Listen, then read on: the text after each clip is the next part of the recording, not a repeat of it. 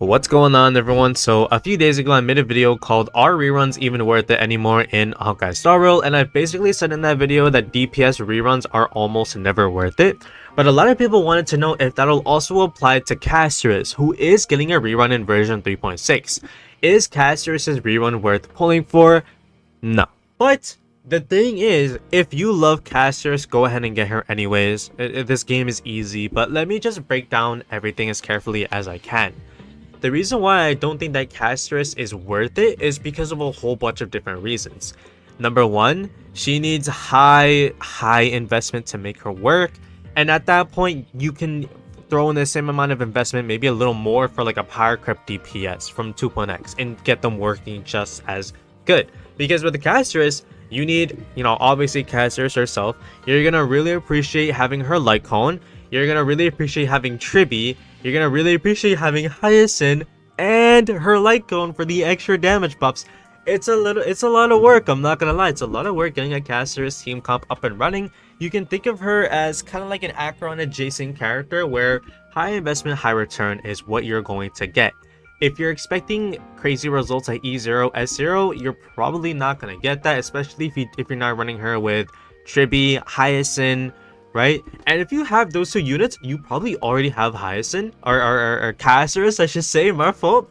But if you have those two units and you still don't have Castorice, that still doesn't automatically mean that she's going to be worth it because of a lot of other things. Now, most content creators, I'm sure, are gonna say don't get Castorice because she's gonna get power crept right after, but I don't think that's true. Castorice is gonna stay at the top of the meta for a good amount of time, as DPSs normally do. It's just with Honkai Star Rail, there is hardly a meta at this point when it comes to DPSs. The only meta DPSs are whoever is being shielded, which is going to be the new DPSs. If you ever noticed, someone like the Herda fell off, or not, I'm not gonna say fell off, but like she's having a harder time in the endgame, and that's not because of power creep. It's just because she's not being favorited anymore. The environment of the endgame and the very mechanics of the endgame caters towards whoever is new, sometimes whoever is rerunning, think Kafka and Dot, but a lot of the time it's for the new DPSs. So if you get Castorice in 3.6, yes, she will get you low cycle clears, yes, she will get the max start clears for your account, but if you care about meta, then keep in mind that that's not going to last very long, because think of Firefly, for example. She was at the very top of the meta alongside Rappa when she got her first rerun in version 2.7. We had Fugue coming out at the same time. It was crazy. It was a crazy time for Break. But then right after 2.7, starting in version 3.0, we got the most insane amount of toughness bar inflation that has still to this day never gone down. It's still tough. It's still incredibly difficult breaking the toughness bars of the enemies if you don't have Fugue. And even if you do have Fugue, you're still going to be struggling using a break DPS. Could the same happen with Castorice? Absolutely. Am I saying that will happen? No, because I don't know what's going to happen in the future, but it's better to be safe than sorry. And if you are in desperate need of a new DPS, then you could just wait for the next DPS who is probably going to come out in version 4.0. You could also build up Archer even if you don't have Sparkle, because Archer is a free unit. He's still free right now. Right, a lot of people like to overcompensate for the power creep in Honkai Star Rail and think that they have to pull for every single meta new DPS when you don't have to. And that's the other thing, the other section of this video that I want to talk about. If you pull Castorice in version 3.6, you're not going to brick your account even if she does fall behind in the meta. Why? That's because Honkai Star Rail, regardless of what people want to tell you, is an easy game. Everybody you see online who's complaining about power creep is in one of two camps.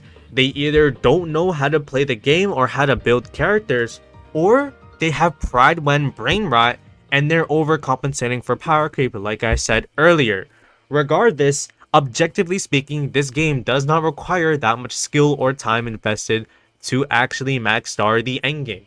You can clear it with your favorite units. It doesn't mean that you're gonna fall behind. It just means that you need more investment. The older a unit is, the more investment that they need. It's honestly really simple. Firefly's having a hard time clearing the endgame because of the toughness bar inflation. Go ahead and get Fugue. go ahead and min-max your Firefly team comp. Maybe you want to go sustain this, something like that. And there's people out there with low Eidolon counts for their break teams still getting the max star clear. Honkai Star Rail is a game where you absolutely can clear with whichever kind of unit you want, and you're not gonna get punished for it. As simple as that. You don't get punished nearly as much for skipping meta units as people make it out to be. I skipped Castorice in 3.2.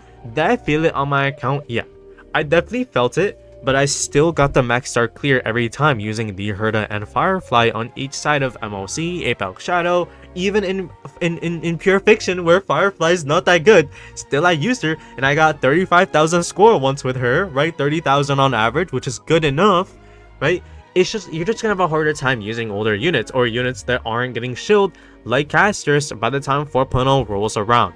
So if you love Castorice that much, she's your waifu, or something like that, maybe you have like a Castorice body pillow, you're obsessed with her, and you don't have her, go get her. If you already have her and you're considering going for her Lycone or Eidolons, go ahead and do so. You absolutely can play around in the end game with your favorite units, right? If there could always be a new unit that comes down the line that works perfectly well with Castorice and she rises back up in the meta. Otherwise, you're just gonna have to invest heavily, which is okay. Even if you don't get the 0 cycle, low cycle, optimal clears, your account is not falling behind, right? Just go ahead and play the game however you want.